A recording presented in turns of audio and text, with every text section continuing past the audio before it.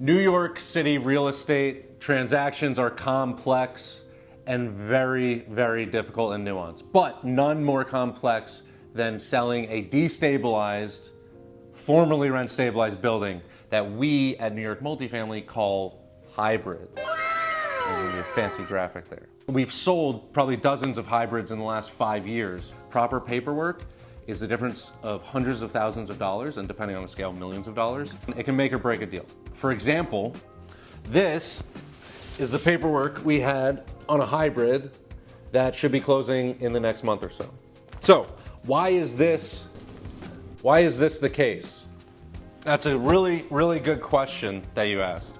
Prior to 2019, owners only had to keep records for 4 years. They destabilized a unit, they kept the renovation records, then they burned them, threw them out, put them in the shredder, whatever. That was the law, according to New York City. 2019 rolls around and throws all of that out the window.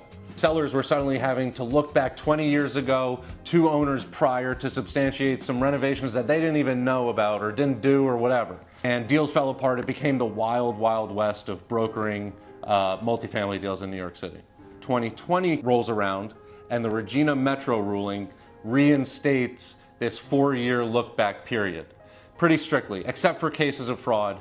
And since then, the definition of fraud, how it's implemented, who has to prove it, that's all kind of gone back and forth. It's become wishy-washy, and it's turned into this gray area where we find ourselves now, where buyers are going to ask for the full slate of everything. They're going to ask for DHCR cases and reports. They're going to ask for leases back to the Stone Age. They're going to ask for affidavits, invoices, canceled checks, receipts, blah, blah, blah, blah, blah. They're going to ask for everything.